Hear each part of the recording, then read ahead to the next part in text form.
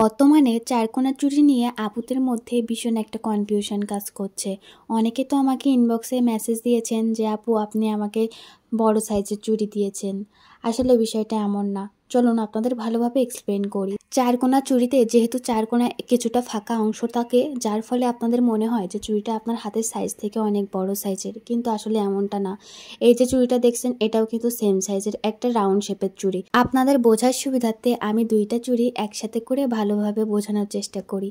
ভিতরের যে গায়ে অংশটা দেখুন, দুইটা চুড়ি কিন্তু সেম, কিন্তু চারকোনা চুড়িটা চারটা কোনায় কিছুটা ফাঁকা অংশ থাকায় আপনাদের সবসময় মনে হয় যে এই চুড়িটা আপনার হাতের সাইজের না। এই জন্য আপনারা আপনার হাতের স্কোয়ার সাইজের চুড়ি অর্ডার করার সময় আপনার হাতের পারফেক্ট সাইজ থেকে 2 সাইজ ছোট নেবেন।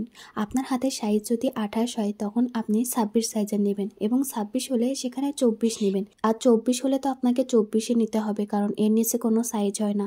এখানে যে চুড়িটা দেখছেন এটা হচ্ছে 2.6 সাইজের একটা চুড়ি, মানে 26 সাইজের একটা চুড়ি। সেমভাবে আমি এটাতেও দেখিয়ে দিচ্ছি যে স্কোয়ার শেপ এবং রাউন্ড শেপ একই চুড়ি, শুধু চারপাশে যে ফাঁকা অংশটা থাকে যার ফলে আপনাদের মনে হয় যে চুড়ির সাইজটা অনেক বড়, কিন্তু আসলে এমন না। আশা করি আপনাদের আমি বোঝাতে পেরেছি।